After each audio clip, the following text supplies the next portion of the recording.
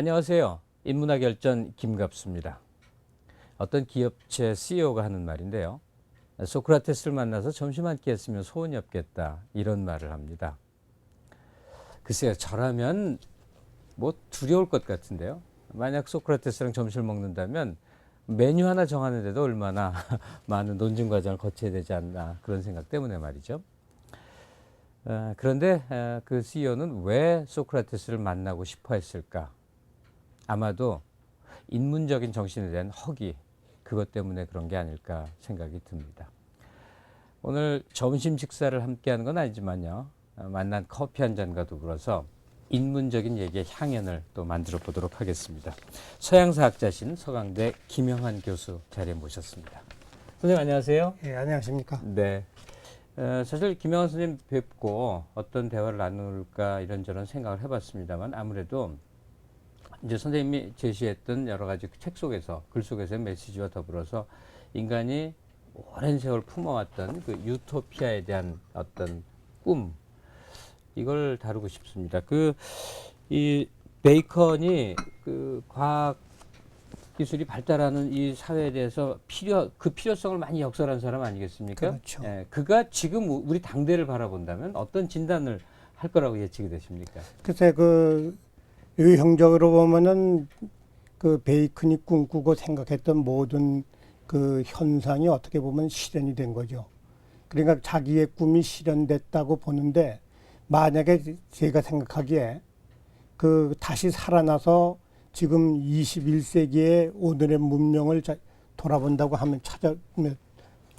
하면은 과연 자기가 생각했던 구상하고 그렸던 그 세계라고 생각하지는 않을 거다. 그런 생각은 좀 듭니다. 네. 왜 그럴까요? 베이컨이 과학이 발달하면 인간이 행복해지고 여러 가지 삶의 편의성이 얼마나 좋은 세상인가, 이걸 예찬한 사람일 텐데, 지금 우리 다 이루어지는데 행복하다, 옳다고 진단하지 않는다면 왜 그럴까요? 그게 이제 어떻게 보면은 그 당시 베이컨도 그런 생각을 했고, 오늘날 우리가 현대 문명을 바라보는 사람들의 그 문제점도 거의 비슷하다고 생각하는데, 그 베이컨이 생각한 그 당시의 그 과학적인 유토피아는 단순히 과학 기술에 의한 행복 추구만 있는 것이 아니고, 그 과학 기술이 가지고 있는 진정한 의미, 다시 말하면은 종교라든가 윤리라든가 그런 것이 과학과 결합이 돼서 바람직한 사회가 이루어진다고 생각을 했는데, 사실 오늘날 사회는 반드시 그러한 윤리 도덕이 과학 기술과 그 조화를 이루고 융합되어 있다고 하는 면이 좀 우리가 보기에 어렵지 않은가. 네. 그런 점에서 베이컨은 외형적으로는 자기의 꿈이 다 이루어졌지만 내면적으로는 뭔가 오늘날 사회가 정말 자기가 꿈꿨던 그런 사회라고 생각하지 않을 거다, 이런 생각을 하는 겁니다. 예. 지금 얘기해 주신 프란시스 베이컨이 생각했던 미래상, 그리고 김영환 교수께서 진단하는 오늘의 이 현실들, 이게 이 불일치하는 그런 모습들을 얘기 속에서 들을 수가 있습니다. 예, 김영환 교수님과 더불어 여행을 같이 떠나보도록 하겠습니다. 저 멀리 앙코르와트가 한 폭의 그림처럼 눈안에 들어온다. 그 아름다움에 심취되어 망연히 내려다보고 있으려니까 한순간에 망막이 흔들리면서 앙코르와트는 사라지고 그 대신 크메르 제국의 대역사 현장이 서서히 떠오르고 있었다. 사방에서 돌을 깨고 쪼아대는 요란한 망치 소리, 높이 쌓아 올린 석조물이 갑자기 무너져 내리는 벼락치는 듯한 소리, 그리고 그 밑에 매몰된 사람들의 울부짖음과 애절한 신음소리. 정신을 차리고 보니 석양에 물든 앙코르와트의 우아하고 장엄한 모습은 의연하기만 하다. 그러나 우리에게 그렇게 큰 감동과 경탄을 자아나게 한 앙코르와트의 경유와 신비는 그 이면에 숨어있는 수백만 인의 피와 땀의 결정체임을 다시 한번 절감하였다. 갑자기 칼 포퍼의 금엄한 얼굴이 떠오르며 그의 준엄한 목소리가 들려온다. 유토피아의 꿈을 버려라. 그것은 개방사회의 적이다. 유토피아는 실현될 수 없다. 실현될 수 없는 것을 무리하게 추구하면 결국은 전체주의와 폭력만을 자초할 뿐이다. 유토피아적 몽상은 사실 어떤 장소에도 구현돼 있죠. 예, 우리 화면 속에서 보이는 지금 앙코르와트 장면도 있고 그런데요. 실제로 과거 시대의 사람들은 유토피아를 이 땅에 건설하고자 하는 이런저런 또 노력이며 거기에 따른 온갖 그 희생과 뭐 이런 과정들이 있어 왔죠.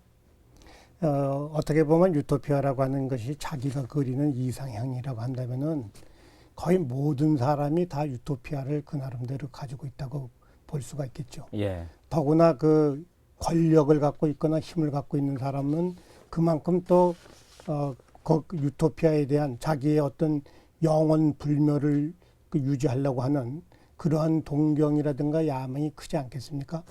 그런 생각을 하게 됩니다. 그래서 유토피아라고 하는 것이 한편으로는 우리는 바람직하고 좋은 사회를 꿈꾸는 것 같지만 또 사실은 그런 유토피아를 꿈꾸는 것이 본래의 의도와는 달리 그러한 또 막대한 희생을 가져오는 폭력 사태라든가 전제 정치를 수반하는 그런 부작용도 있다는 것이 우리가 한번 생각해 볼 점이라 하겠습니다. 예. 그러니까 저도 이제 이 사전적인 해석을 봤는데 유토가 이제 없다는 얘기고 뭐 피아가 어떤 장소, 예. 그러니까 없는 장소, 어디에도 없는 장소. 유가 없다는 뜻이고 토피아가 장소라는 뜻이죠.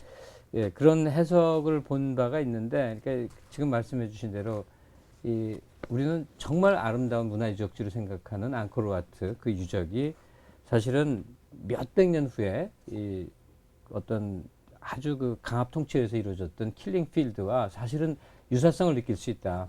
이 땅에다가 지상 천국을 건설하고자 하는 것은 사람에 대한 어마어마한 탄압과 희생을 요구하는 것이다. 뭐 이렇게 같은 맥락으로 읽혀진다는 얘기 그렇습니다. 그럼 영원히 유토피아는 건설될 수 없는 건가요? 유토피아에 대한 꿈을 갖는 거는 그건 어떤 옳지 못한 생각이라고도 생각할 수 있는 건가요? 그런 주장을 하는 사람들이 좀 있습니다. 네. 그 무슨 얘기냐면 유토피아라고 하는 것은 실현되면은 유토피아가 아닌 거죠. 네. 결국은 실현되지 않는 거지만 그렇다고 또 완전히 공상이냐 그런 건 아닙니다. 어떤 학자들은 유토피아라는 하는 것은 not yet 아직 실현되지 않은 거지만 앞으로 실현될 가능성이 있다는 전제하에서 모든 것을 기획하고 설계하고 또 노력하는 이제 그런 식으로 생각하는데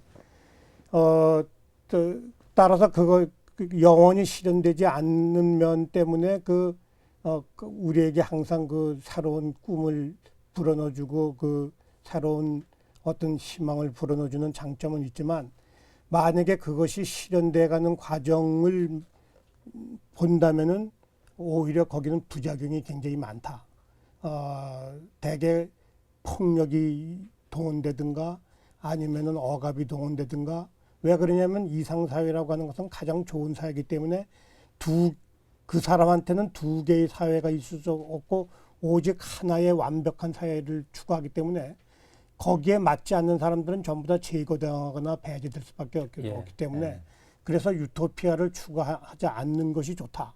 뭐 이런 주장을 하는 거고 그중에 가장 대표적인 것이 우리나라에 잘 알려진 철학자로서는 칼 포퍼 같은 사람이 가장 대표적인 예라 하겠습니다. 예, 이제부터 이제 서양 사학사상의 유토피아 정신, 유토피아의 흐름 좀 들어보도록 하겠는데 어떻게 유토피아론을 이들 사람들이 설파를 했는지 좀 잘 정리를 해주시면 좋겠네요. 토마스 모어의 경우는 그 사회가 일종의 공유제 사회, 뭐 공산제 사회라고까지는 뭐 하기 어렵지만 하여튼 모든 재산의 공유제를 지향하고 있고. 예. 그래서 사회주의적 그렇죠. 기조로 이렇게 설명이 되는군요. 그래서 사회주의 유토피아거나 사회주의의 어떤 맥락에 위치하는 성구적인 작품. 그래서 가치가 많고. 그 다음에 이 베이컨의 경우는 거기 보면은 자본주의 사회라는 말을 쓰고 있지는 않지만 실질적으로 모든 그 과학 기술이 발전해서 생산을 극대화하는 그런 방향으로 나가지고 내용상으로 보면은 그 일종의 그 자본주의 사회를 지향한다고 할 수 있는 예. 그러면서도 그 자본주의 사회보다도 그렇게 자본주의 사회가 되고자 하는 것은 그게 목적이 아니라 과학 기술에 의해서 결과적으로 그렇게 된다 하는 그런 의미에서 이 두 그 토마스 모어와 베이컨의 그 유토피아 두 작품은 서양 그 유토피아 작품을 크게 봤을 때 왜냐하면 유토피아라는 건 사람마다 다르고 다 그 지역마다 그 성격이 다르지만 크게 봤을 때 제가 볼 적에는 하나는 일종의 그 평등의 유토피아 또 하나는 자유의 유토피아로 대별해서 구분해도 되지 않을까 이런 생각입니다. 지금으로부터 몇백 년 전, 뭐 토마스 모어하고 베이컨만은 아니었겠지만 수많은 지식인들이 이 현실 세계보다 더 나은 세상을 어떻게만 만들 수 있을까 이 고민 속에 이제 유토피아니즘이 싹 텄을 테고요. 지금 얘기 들어보니까 이제 이 과학기술 문명의 극단적인 발전을 통해서 뭐 도모하는 그 이 베이컨의 유토피아니즘은 일종의 이제 자본주의적 이 성장 발달 이런 각도에서 조명이 될 수 있다는 거고 또 토마스 무어는 사회적 공리를 토대로 해서 이루어지는 어떤 사회주의적 사상의 기초 같은 그런 각도에서 볼 수 있는 것이다. 지금 우리가 이 고민하고 있는 어떤 이 방향 설정에 있어서도 이 두 개의 엇갈리는 축이 있을 것 같군요. 그렇죠. 한국의 이제 이 정치 체제가 정부가 이렇게 바뀔 때마다도 보면 이렇게 지표가 크게 이동하는데 이 양대축 베이컨과 토마스 무어 사이를 오간다고 할 수도 있을 것 같네요. 그렇게 뭐 크게 보면은 네. 뭐 엄밀하게 얘기하면은 뭐 여러 가지 네. 그 좀 문제가 많지만 우리가 하여간 크게 보면은 그럴 수 있다 하고 생각이 듭니다. 예. 그 지금 언급하신 책 뉴 아틀랜티스라는 베이컨의 저작 있지 않습니까? 그 안에 이 솔로몬 연구소라고 그래서 아주 이상적인 어떤 뭐 시스템 같은 걸 얘기했다고 그러는데 좀 소개를 해 주시면요. 예, 뉴 아틀란 그게 원래 그 스토리는 페루에서 그 일단의 선원들이 일본과 중국을 가다가 난파당해 가지고 도착한 데가 그 뉴 아틀란티스거든요. 네. 벤슬렘이라고 하는 그 평화로운 나라라는 뜻인데 거기에 가면은 그 사람들이 올라가 가지고 이제 그 여러 가지 이제 안내를 받고 처음에는 무슨 심사도 받고 뭐 이랬죠. 그런데 그 사회는 우리가 보통 하면은 하여간 대개 정치적으로 뭐 국왕이 지배하거나 뭐 민주정이냐 공화정이냐 뭐 아니면 귀족정이냐 이런 문제가 그 가장 핵심이 돼야 되는데 거기에는 왕이라든가 뭐 이런 사람이 없습니다. 예. 그래서 완전히 거기에는 일종의 과학자에 해당되는 사람들이 한 36명이 있어가지고 이 사람들이 그 솔로몬 연구소라고 하는데 그 일명 하느님이 그 세상을 창조한 6일간의 창조를 마쳤기 때문에 6일 창조의 그 연구소라고까지 그 부제가 돼 있습니다. 그래서 거기에는 그 과학자들이 모든 연구 활동을 하는데 지하 세계, 그 다음에 그 지상 세계, 그 다음에 공중 이래 가지고 거기에서 모든 뭐 하간 우리가 자연 현상에 관한 것으로부터 일반 기술에까지를 다 그 관장하게 돼 있습니다. 근데 그 관장하는 그 방향이 그 베이컨의 자기 그 귀납법의 원칙에 따라서 그 데이터를 갖다가 모든 그 기술을 발전시키기 위해서 모든 전 세계의 데이터를 전부 일종의 어떻게 보면은 그 오늘날 얘기로 하면 산업 스파이와 같은 그런 식의 그 학자들을 세계 각국에 파견시켜 가지고 거기서 데이터라든가 자료를 갖다가 수집을 해서 실험을 해 가지고 고도의 모든 문화를 발전시키는데 거기서 나오는 이야기라든가 이런 것이 오늘날 우리가 오늘에 와서 친숙하게 들을 수 있는 모든 기술이라든가 이런 것이 거의 다 나옵니다. 그러니까 무슨 기계 기술로 얘기하면은 비행기에서부터 잠수함에 이르기까지 전신 전화에 관한 뭐 모든 뭐 현미경, 망원경 이런 얘기가 다 나오고 의술이라 그러면 오늘은 뭐 마취에 의한 그런가 심장 이식이라든가 이런 것 냉동 마취에 의해서도 뭐 이런 것이 다 가능하고 예. 또 더 재밌는 것은 오늘날 우리가 복제 문제 갖고서 논란이 많지 않습니까? 그럼요. 예. 그리고 아직도 그거에 대해서는 확고한 입장이 안 돼 있는데 거기는 우리 오늘 사회보다 훨씬 더 앞서가지고 미세한 무슨 곤충을 갖다가 유익한 예를 들면 파리를 누에로 만들어가지고 그 완전히 생산적인 활동을 할 수 있는 뭐 이런 거로 완전히 개체 변화를 시킬 수 있는 그런 기술까지로 되어 있습니다. 그런데 그 재미있는 거는 그러한 고도의 기술만 갖고 있는 게 아니라 마지막 과학자들의 그 책임 문제가 제기되는데 예. 마지막 단계에 어떠한 그 발명과 발견을 했으면은 그것을 일반 사람들에게 공포할 것인가 안 할 것인가를 일종의 최종적인 과학 해석자들이 나와가지고 그걸 검토하게 돼 있습니다. 그러니까 어떻게 보면은 오늘날 우리가 여러 가지 핵무기라든가 이런 문제에 대해서 사실은 국제적으로 여러 가지 뭐 규제를 하면서도 강대국에 대해서는 뭐라고 우리가 견제하기가 어렵지 않습니까? 예.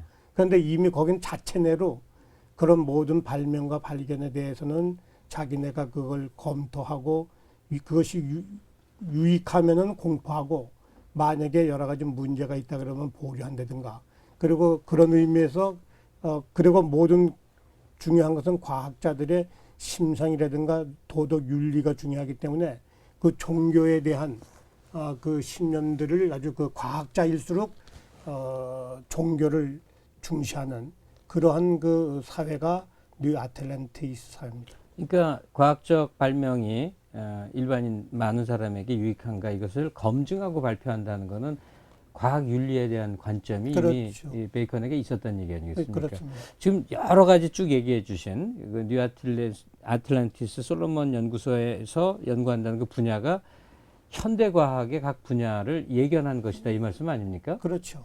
근데 놀랍네요. 그쵸. 한 4세기 전에 이미 그런 걸 예견하고 또 그렇게 되겠다고 가능하다고 믿었다는 것이 굉장히 놀라운 거죠. 그 노스트라다무스의 예언은 사실은 현대인들이 해석에 의해서 이제 꽤 맞추는 측면이 많지 그렇죠. 않습니까? 예.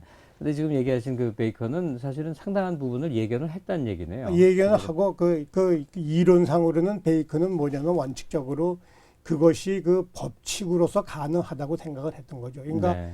아까 그 아는 것은 힘이다 이렇게 말씀하시는데 그 아는 힘이라고 하는 것이 곧 힘이 무슨 힘이냐? 정치 권력을 얘기하는 게 아니라 자연을 지배하는 권력이거든요. 네. 그래서 그 베이컨은 일종의 그 귀납법에 의해서 자기가 발견한 그 귀납법이 어떻게 보면 아리스토텔레스의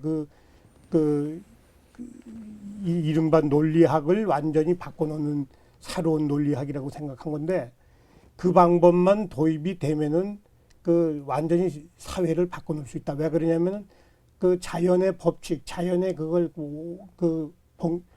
베이컨이 한 전문적 용어로 쓰면은 그 형상인데 그 자연의 형상, 즉 자연의 법칙을 찾아내면은 모든 그 물질이라든가 물체를 분해할 수가 있고 분해할 수 있는 것은 다시 또 형성할 수 있기 때문에 그래서 베이컨은 그것만 가능하면은 어떻게 보면 거의 마술에 가까울 정도로 아까 그 파리를 누에로 만드는 거 마찬가지로 독수리를 호랑이로도 만들 수 있다고 생각을 했던 겁니다. 근데 지금 우리 그것을 과학적으로 만들어가고 있는 중 아닙니까? 그렇죠.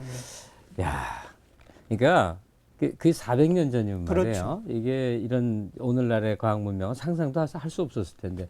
그러면 요즘 또 특이한 주장하는 분들도 유심히 봐야 되겠군요. 그런 4세기 후에 또 무슨 일이 벌어질지 모르니까. 그 유토피아의 생명력이 있다면 바로 그런 겁니다. 그 당시로 보면은 이게 어처구니 없는 환상이고 아니면 유희의 관념의 유희에 지나지 않는데 이게 몇 세기가 지나고 나면은 그것이 현실화됐다는 게 그게 유토피아적인 꿈이 없으면은 그것이 이루어지지 않는다는 거죠.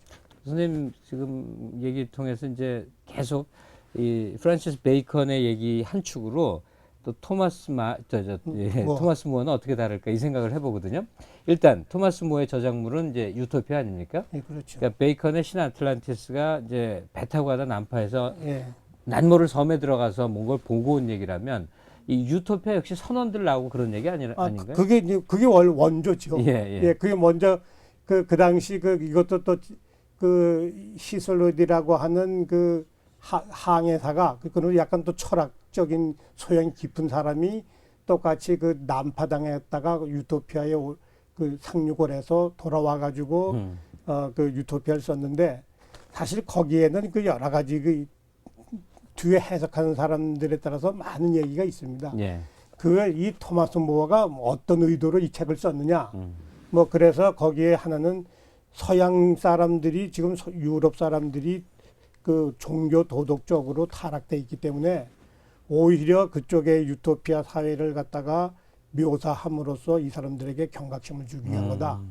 이제 그렇게 그래서 사실은 토마스 모어를 처음엔 토마스 모어거든요. 예. 그러다가 그 나중에 사회주의자 그 사회주의 노선에 있는 사람들이 토마스 모어를 자기의 그 선조서 부각시키니까 이 토마스 모어는 사실은 카톨릭을 위해서 그 헨리 8세한테 처형까지 당한 사람이거든요. 예. 그러니까 카톨릭에서 그냥 그 발끈해가지고 그래서 그걸 성자로 모셔 요즘은 세인트 토마스 모어가 돼 있는 겁니다. 그러니까 이런 카톨릭 측에서 보면은 토마스 모어의 유토피아는 카톨릭 정신을 구현하기 위해서 만든 책이라고 보는 거고 네. 사회주의자들은 아직도 그 토마스 모어는 사회주의 이념을 갖다 전파시키는 목적으로 그 당시 자본주의가 대두되기 시작하니까 자본주의를 비판하기 위해서 나온 거다. 이런 주장을 하는 사람도 있고. 나중에 그 프리에식의 공상적 사회주의보다 더 원조가 되는 그렇죠. 거겠죠. 예. 예. 그건 1960년대 후르시초프도 그 연설을 할 때 그런 얘기를 합니다. 그 앞에 토마스 모어부터 그쪽 그 자기네 그 공산주의의 그 원조라고 하는 얘기를 하고 있는데 또 하나 재미있는 것은 독일이나 이런 데서는 그 토마스 모어의 유토피아 작품을 잘 읽어보면 그 다른 지역에 대해서는 가차 없이 정복하는 야만인이기 때문에 그 정복을 하는 대목이 나옵니다. 네. 그래서 이거는 영국이 일찍이 19세기 제국주의 발전을 위한 그 이념적 토대를 토마스 모어가 제시했다. 뭐 이런 식으로 이제 그 해석을 하는데 그런 의미에서 약간 토마스 모어 작품과 베이컨하고 여러 가지 그 대비가 되는데 우선 단적인 걸 두 가지만 지적을 하면은 예. 토마스 모어는 근본적으로 이 작품을 통해서 우리 사회가 어떠한 방향으로 나갈 것인가 하는 것을 갖다가 하여튼 제시하려고 하는 즉 정의로운 사회, 행복한 사회를 지향해야겠다는 그 목표 설정을 했다는 데 의미가 있습니다. 토마스 모어의 얘기죠, 지금. 그렇죠. 예. 예, 목표 설정에. 예, 그러니까 어떻게 보면 목적을 위한 목적의 유토피아를 제시했다고 보는 거죠. 예. 그런데 베이컨 경우는 토마스 모어의 작품을 노골적으로 비판한 건 없지만 그 토마스 모어 작품을 쫙 읽어보면 자기가 볼 적엔 저거는 그냥 바람직한 사회가 그런 사회가 돼야겠다는 얘기만 한 거지. 어떻게? 구체적으로 어떻게 그 사회를 실현하고 어떻게 그 사회를 만들 것인가에 대한 방법론이 아무것도 없는 얘기다. 그러니까 진짜 공허하다 이게. 근데 자기는 바로 그런 사회를 실현할 수 있는 방법론을 갖고 있다. 그 방법이 귀납법적인 과학적 방법에 의해서 그것이 실현이 가능하다. 그 점에서 이 베이컨하고 토마스 모어는 그 1세기 차인데 완전히 그 입장이 다릅니다. 그리고 이제 그런 발상을 하게 된 그 가장 중요한 거 하나는 토마스 모어는 약간 그 정치가이기도 하지만 아까 말씀드린 것처럼 독실한 카톨릭 신자이기 때문에 뭘 생각하냐 하면은 이 사회라고 하는 것이 가장 문제가 되는 것은 역시 불평등이라고 하는데 원인이 있다. 예. 그런데 그 불평등이라고 하는 것은 어디서 나오냐 하면은 재화가 근본적으로 모자라기 때문에 그걸 자꾸만 많은 사람들이 자기 탐욕을 가지고서 그걸 많이 획득하려고 하는 데서 문제가 있다 해서 근본적으로 이 불평등을 해소하는 것이 그의 그 목적이라고 생각을 했던 겁니다. 그러다 보니까 불평등을 없애는 방법은 결국은 제도를 고쳐서 바꾸는 방법이 있고 또 하나는 사람의 본성을 바꿔서 바꾸는 방법이 있다. 이 두 가지를 사실은 토마스 모어는 생각을 했던 거고, 그 다음에 이 베이컨은 그렇게 복잡하게 생각할 거 없다. 뭐냐면 사람이 탐욕이고 뭐고 이런 거는 다 뭐냐면은 근본적으로 재화가 모자라서 그것 때문에 서로 그냥 싸우고 이런 데서부터 불평등도 오는 거지. 만약에 재화가 그냥 남아 돌아가지고 그냥 넘친다면은 그때 굳이 그것 때문에 도적질 하거나 뭐 살인을 하거나 이런 게 뭐가 있느냐. 그러니까 미리 토마스 모어 같이 복잡하게 머리 싸매가지고 대안을 뭐 만들고 이러지 말고 우선 모든 사람들이 풍요롭게 살 수 있는 그러한 사회를 만들자. 그래서 이 토마스 모어가 평등의 유토피아를 목적으로 한다면 이쪽에 그 베이컨은 풍요의 사회를 만들고자 하는데 초점이 놓여 있다는 것이 어떻게 보면 두 사람의 차이라고 볼 수 있습니다. 프란시스 베이컨이 생각한 유토피아 그리고 토마스 무어가 생각한 유토피아, 시청자 여러분들은 어느 쪽으로 생각이 더 미치십니까? 자, 대학생들은 어떻게 생각하는지 질문을 던져봤습니다. 지금 현실에서 유토피아라는 게 굉장히 힘이 많이 없어진 것 같아요. 그러니까 뭐 지금 저희 취업 난도 있고 그러니까 현실이라는 그 벽이라는 게 굉장히 높아서 현실도 잘 살아가기 힘든데 그런 상황에서 새로운 세계를 꿈꾸기는 좀 힘들고 현실에 잘 적응하는 게 제일 중요하다. 누구보다도 인간이 존중되고 그리고 거기에 바탕을 둬가지고 어떠한 질서를 마련하고 서로 상호합의하에 마련하고 그런 것이 유토피아 아닌가. 근대 시민혁명들이 다 그런 이상사회를 이루기 위한 것이지만 지금까지 그것이 완벽하게 성공한 경우는 물론 거의 없었죠. 하지만 그렇다고 해서 유토피아가 아주 없다라고 가정하기도 좀 힘들지 않을까 합니다. 물론 인간이라는 존재가 불완전하다는 걸 생각하면은 그것을 만드는 것이 굉장히 힘들다고는 생각은 하지만 그렇지만 지금까지 여러 가지 실험들이 있었던 것처럼 다른 실험도 충분히 가능하다고 보고요. 우리가 유토피아의 반대, 디스토피아에 대해서 이제 설명님이 어떤 견해로 이 디스토피아를 바라봐야 되는지, 우리가 어떻게 하면 우리가 사는 이 현실 공간을 항상 지옥 같고 탈출하고 싶은 괴로운 공간으로 생각을 많이 하지 않습니까? 유토피아에 대한 꿈을 키우면 키울수록 현실은 더욱더 디스토피아가 돼 가는 것인지요. 글쎄, 그러니까 이제 아까도 그 말씀드린 것처럼 유토피아를 반대하는 사람들이 많다는 얘기를 했습니다. 왜냐하면은 처음에는 거기가 좋은 곳인지 알고 유토피아야말로 비록 없지만 가보면은 거기가 아주 행복하고 좋은 장소라고 생각을 했는데 막상 좋다는데 찾아가 봤더니 거기가 그렇지가 않은 거다.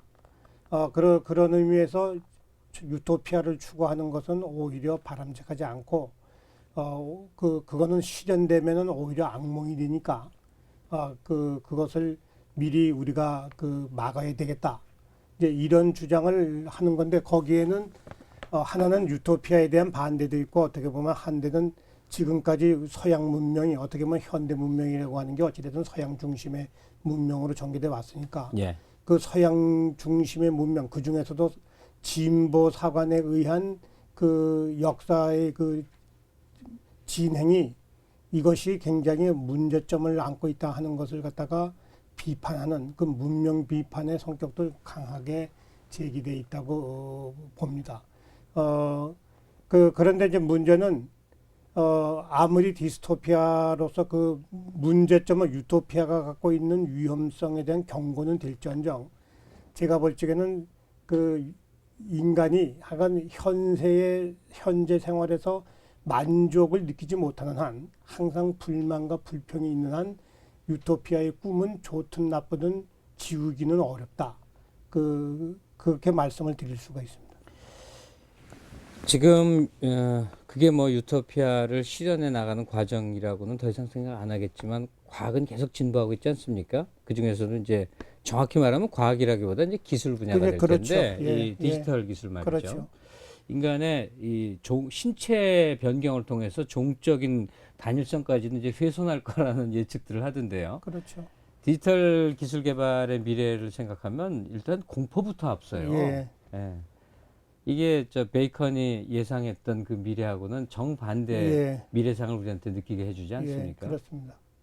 그래서 이제 그 가장 근본적인 문제가 과연 그 유토피아가 그런 방향으로 전개돼 나간다면 그것을 제어할 수 있는 그것을 어떻게 견제할 수 있는 그 방법이 있느냐 하는 것이 어떻게 보면은 오늘날 그 현대 문명에 대해서 우려를 갖고 있는 사람들의 관심사가 아니겠습니까? 예. 그런데 사실은 베이컨은 아까도 말씀드린 것처럼 그 나름의 대안을 제시했습니다.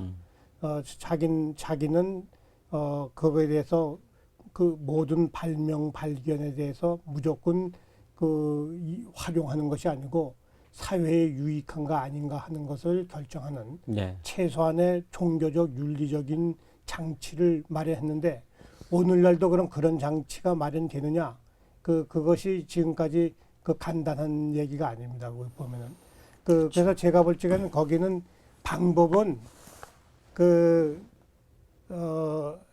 해결책이라고는 뭐 볼 수 없지만 사실은 방향은 두 가지인 것 같습니다. 하나는 우리가 이재이라는 말이 있지 않습니까? 예.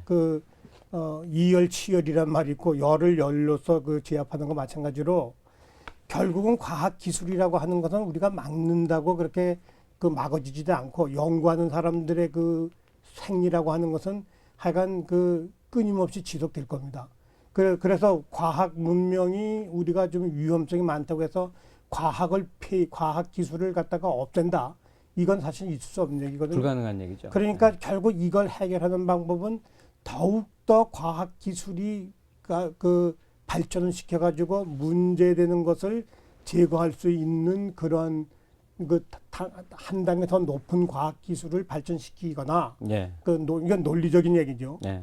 아니면은 결과적으로 아무리 과학을 발전시키고 무슨 과학이 나간다 하더라도 결국 그 과학이나 기술을 만들거나 이용하는 사람의 문제니까 사람의 본성이라든가 사람의 능력을 어떻게 육성할 것이냐.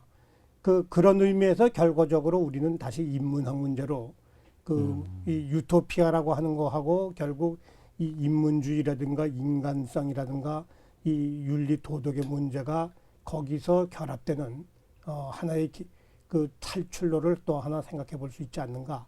이런 생각입니다. 지금 말씀하신 그 두 가지 길이 동시에 다 필요하겠네요. 그렇죠. 이 산업화 과정에서 환경이 많이 오염됐다 하는데 선발 국가들 아예 산업화가 더 진전이 되니까 환경이 오히려 좋아지지 않습니까? 막강한 여러 가지 기술력과 자본력으로 잘 다듬어 놓으니까 말이죠. 그다음에 인문 정신의 이 재래를 통해서 사람들이 무엇을 하는 행위의 가치와 의미를 따져보는 그것이 좀 더 전사회적인 기풍이 된다면 지금 시장과 자본에 의해서 그저 마구잡이로 가는 듯한 이런 풍토에 어떤 제동을 걸 수도 있을 것이고 말이죠. 근데 김영하 선생님 여러 이제 말씀 속에서 제가 하나 이제 유의하게 듣는 거는 유토피아에 대한 어떤 열망이 정치적으로 악용되는 수도 있었고 또 옳지 못한 그런 생각의 출발점일 수도 있겠지만 그러나 사람은 늘 현실에 불만을 갖게 그렇죠. 되니까 적당한 정도의 미래, 밝은 미래, 아름다운 미래, 살기 너무너무 좋은 미래에 대한 꿈을 또 도외시할 수는 없단 말이죠. 이걸 오늘 우리 현실에 대입시켜 본다면 어떻게 이걸 조율하면서 살아가야 되는 걸까요? 그러니까 방향 얘기는 할 수 있죠. 근데 아까도 베이컨이 얘기한 것처럼 토마스 모아처럼 목적은 얘기할 수가 있는데 그것을 구체적으로 어떻게 실현할 것이냐는 방법은 참 문제죠. 네. 그건 왜냐하면 지금 우리가 토마스 모아가 지향하고자 하는 평등의 이념과 그다음에 프란시스 베이컨이 지향하고자 하는 자유나 풍요의 가치관이라고 하는 것이 이게 사실은 조화가 돼야지만 바람직한 사회가 되는 거 아니겠습니까? 그렇죠. 근데 우리나라는 후진국으로서 출발했고 또 그다음에 식민지 국가에서 출발해서 독립이 됐기 때문에 우리나라의 모든 지금까지의 제가 볼 적에 지상과제는 두 가지라고 생각됩니다. 하나는 정치적으로는 열강으로부터의 독립을 쟁취하는 것이고 내막적으로는 한국 근대화를 달성하는 길이다 하는 거죠. 그래서 거기에서 이 두 가지가 서양처럼 같이 병행돼가지고 같은 조화를 이루면서 왔다 그러면은 문제가 없는데 우리 한국 사회는 특히 짧은 시간 내에 시간과 경쟁을 하면서 이 두 가지를 실현하다 보니까 결국은 어느 한쪽이 실행당하는 그런 결과가 나오지 않았습니까? 예. 그래서 우리가 보면 항상 안정이냐 자유냐 또 아니면 분배냐 평등이냐 뭐 순수냐 참여냐 이런 거 갖고 항상 우리 지식인이라든가 우리 그 시민들이 그 갈등을 해왔던 거죠. 예. 그렇다면 또 우리 정권도 보면은 어찌됐든 지난번에는 좀 진보적인 정권이 들어섰다가 이번엔 다시 좀 보수적인 정권으로 돌아가고 저는 그 점에서는 우선 그 굉장히 좀 바람직하다. 이제는 하여간 우리 사회도 정당 정치에 의해서 그 노선이 바뀌는 것은 일단은 뭐 누가 잘하고 못하고 떠나가지고 바람직한 것이 않느냐. 예. 이런 그러면서 사실은 갈등은 굉장히 어느 면에서는 깊어졌다고도 또 볼 수 있기 때문에 우리 사회에서 필요한 것은 그 제3의 길인 거죠. 결과적으로 그 방금 말씀드린 것처럼 그 자유와 평등이 어떻게 조화될 수 있느냐. 그다음에 순수와 참여가 어떻게 그 공존할 수가 있느냐. 뭐 그 이런 문제인데 이거에 대해서 이야기는 그렇게 하지만 실제 뭐 우리가 유럽의 경우도 뭐 제3의 길이다 무슨 뭐 예, 이런 영국에서, 얘기를 그 많이 얘기하지만서도 그러나 어찌됐든 그거는 정치가가 그런 방향으로서 얘기하고 정책을 이렇게 추진하니까 우리가 그냥 단순한 논리라고만 생각할 수는 없고 그런 방향으로 우리도 노력해야 되지 않겠는가 그런 생각을 하게 됩니다. 그래서 저는 지금 자유와 평등이라고 하는 것이 항상 이게 그 대립 갈등을 빚기 때문에 그것을 조화시키고 그 두 가지를 넘어서는 초월적인 어떤 이념이 있다면 좀 박애라고 하는 개념을 갖다 도입을 해가지고 박애. 좀 어떻게 이 갈등을 해결할 수 있는 길을 모색해 보는 것이 좋지 않겠는가 이런 생각을 해봅니다. 지금도 우리나라가 이제 이 광복 이후에 뭐 이념 갈등을 겪어왔다는 것을 아주 단순화시켜서 좀 더 이 자유에 대한 추구, 좀 더 분배에 대한 추구 이 양극단이 있었다면 지금 말씀하신 이 박애 정신이라고 하는 그런 것은 우리에게 널리 주창되지 않은 것 같거든요. 네. 우리에게 어쩌면 결여되어 있는 요소라고 할 수도 있겠군요. 그것은 양쪽의 이념성을 뛰어넘는 문제이기도 하는 걸 테니까 말이죠.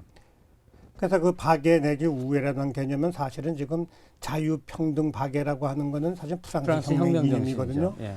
근데 거기에서 사실은 프랑스 혁명에서 박애라고 하는 것이 역사 현상으로서는 사실은 그 어떤 그 공동체의 결속력, 단결심 이걸 강조하다 보니까 약간 민족주의하고도 결부가 돼요. 그런 면이 네. 있는데 제가 얘기하고자 하는 박애 우애라고 하는 것은 그런 개념이라기보다는 모든 인간의 행동이라고 하는 것이 그 발상이 크게 보면은 자애와 타애 그 모든 우리가 인간 행동이라는 게 결국 자기 이기심에서부터 발동을 하지 않습니까? 네.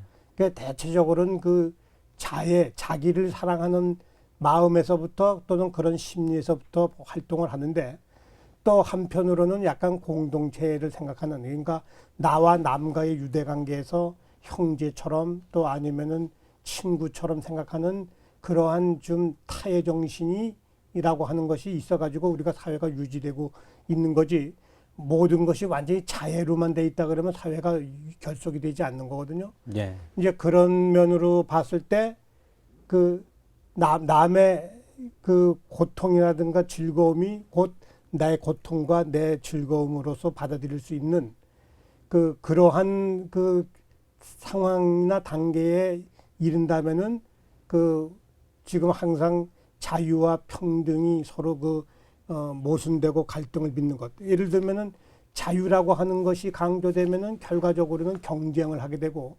경쟁을 하다 보면은 차별이 생기게 되고 차별이 생기다 보면 불평등이 나오는 거 아니겠습니까? 그렇죠.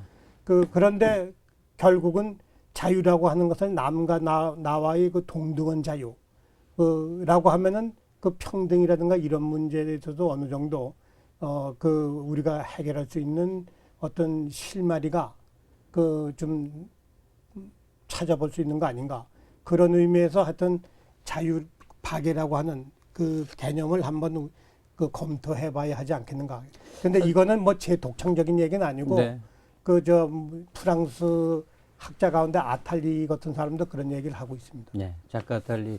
선생님이 지금 얘기하신 자애와 타애를 나눠서 우리 사회를 진단한다면 우리에게는 자애만이 너무 왕성한 게 아닌가 하는 생각이 들어요. 예. 가령 나에 대한 사랑은 말할 것도 없지만 내 가족에 대한 사랑도 나의 연장선상에서 내 고장, 심지어 내 조국에 대한, 대한민국에 대한 사랑도 나를 사랑하는 거에 확장된 모습이지 나와 전혀 연관이 없거나 실제로는 이해관계가 대립되는 그 상대방, 그 타자를 이 관용으로 감싸서 같이 살아가자, 이런 관념이 우리에게는 참 부족하다는 생각이 들고, 그런 점 때문에도 이렇게 사회 갈등이 계속 커지면서 힘들게 살아가는 게 아닌가, 이런 생각을 하게 됩니다. 선생님 표현하신 그 타해라는 거 있잖아요. 이걸 좀 우리가 뇌리에 깊이 좀 새겨봤으면 좋겠습니다. 근데 원래는 사실은 제가 그거는 제 개인적으로는 그 오늘도 그 책을 선정할까 뭐 이런 생각을 했는데, 아우구스티누스의 신국론에 보면은 예. 그 거기에 보면 거기는 자애와 그건 종교인이니까 그러니까 신을 사랑하는 신의 그 사랑과 자기를 사랑하는 사랑. 그래서 자애를 갖다가 그 중시하는 사람은 신을 무시하고 자기만을 사랑하는 사람은 그 사람들이 모여서 지상의 그 국가를 건설하고, 신을 사랑하는 사람은 결국은 신국을 건설한다. 이제 사실 거기에서 저는 종교적으로 얘기를 안 하니까 결국은 그 신의 사랑과 같은 숭고한 것까지는 못 가도 남을 사랑하는 현세적으로서의 타애라는 개념은 사실은 저는 거기서 좀 발상을 좀 예. 얻었던 거죠. 근데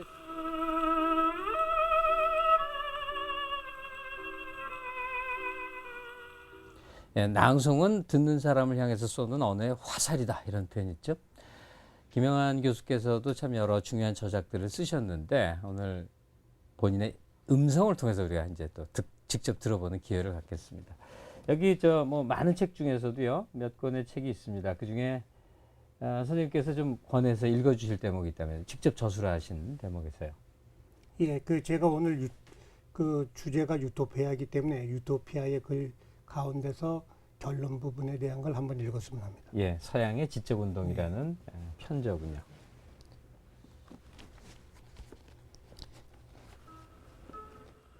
유토피아는 모든 인간이 본래부터 가지고 있던 꿈이며 의식이다. 따라서 서로 그것이 전체주의적 속성을 수반한다 하더라도 우리는 그 꿈을 포기해서는 안 되고 또 포기할 수도 없다. 유토피아는 개인과 시대에 따라 달라질 수 있고, 한 시대의 유토피아는 다른 시대의 디스토피아가 될 수도 있다. 그렇다고 유토피아적 상상마저 거부할 만큼 우리는 그것을 두려워할 필요가 없다. 오히려 미래에 대한 꿈과 소망이 봉쇄된다면 그보다 더 큰 절망과 공포는 없다. 역사적으로 유토피아는 불안과 위기의 시대, 격동하는 전환기일수록 활발히 전개되었다는 사실을 염두에 둔다면 흔히 불확정의 시대, 혼돈의 시대, 통제불능의 세계라고 불리는 21세기 전야에 있는 오늘의 시대야말로 새로운 가치관과 세계관을 제시해줄 유토피아가 절실히 기다려지는 시점이라 하겠다. 예, 선생님 낭독 들었는데요.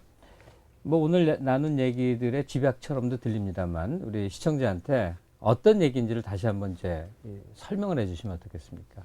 문명을 창조하는 하나의 촉진제도 되고 사회 진보를 가져오는 요인으로도 작용하기 때문에 유토피아의 의의라고 하는 것을 우리가 좀 적극적으로 생각할 필요가 있다는 점을 강조했습니다. 네, 그렇죠. 현상을 고수하는 한 미래가 없고, 현상의 문제를 끊임없이 느껴서 또 타파해서 한 걸음 나가고, 이런 거 아니겠습니까? 예. 낭송과 함께 또 음악을 배경으로 깔고 이제 글 내용을 읽어봤는데요. 어떤 분들은 이제 이 낭송의 내용 속에 이렇게 빠져들면서 오늘의 우리를 다시 한번 생각해 보게 됐을 거라고 믿습니다. 시청자들, 그리고 이 현실을 살아가는 우리 모두를 향해서요, 선생님이 좀 메시지 한마디 건네주시면 고맙겠습니다. 모든 문명이라고 하는 것이 어떻게 보면은 옛날의 신화와 꿈의 현실화가 문명이다, 이렇게 생각이 되는 겁니다. 그러니까 베이컨의 꿈뿐만 아니라 어떻게 보면 제가 보면 그리스인들이 꿈꿨던 신화가 오늘날 보면 11세기 이후에 오면 다 실현됐다고 봅니다. 뭐냐면은 그리스 신화에 보면은 아테네는 하늘에서 벼락을 치고, 그 다음에 포세이돈은 바다에서 그 지진을 일으키고 풍랑을 일으키고, 그리고 그런가 하면은 아프로디데는 미의 여신으로서 그 장점을 갖고 있고, 아데네 여신은 지혜의 여신으로 알려져 있는데, 사실 그건 그 당시 그리스 사람들이 볼 때는 신만이 하는 능력입니다. 예. 그런데 오늘날 우리가 21세기에 와서 보면은 그 제우스가 아무리 강한 힘을 갖고 있다 하더라도 오늘의 핵무기를 능가할 것 같지 않습니다. 예. 그 다음에 아무리 요즘 아프로디데가 아무리 미인이라 하더라도 오늘날 오면은 의사들이 그걸 다 복제하거나 뭐 정형 수술을 해가지고 수백 명의 아프로디데를 만들어낼 겁니다. 그 다음에 지혜가 아무리 많은 아데네 여신이라 하더라도 오늘의 그 인터넷이나 컴퓨터에 그 입력되어 있는 그 모든 정보를 따라가기는 어렵다고 생각합니다. 근데 그러면 그러한 그 신화가 오늘날 문명으로 현실화된 힘은 뭔가? 제가 볼 땐 그게 과학의 힘입니다. 그거는 부인할 수가 없다고 생각합니다. 그러면 과학만 갖고 됐느냐? 저는 바로 그 그리스 사람들 또는 베이컨 같은 사람들의 인문적 상상력이 없으면은 그러한 오늘의 문명이 이루어졌다고 보지 못합니다. 그러니까 어떻게 보면 인문적 상상력과 그 과학의 힘, 이 두 가지가 현대 문명을 창조하는 두 축이라고 볼 수가 있습니다. 그래서 상상력이 없다면은 문명이 나갈 목표라든가 방향을 잃게 되고, 또 과학이라고 하는 그 힘이 없으면은 우리의 모든 꿈과 그 상상력은 정말 하나의 꿈으로서 그냥 정말 끝나버릴 확률이 많습니다.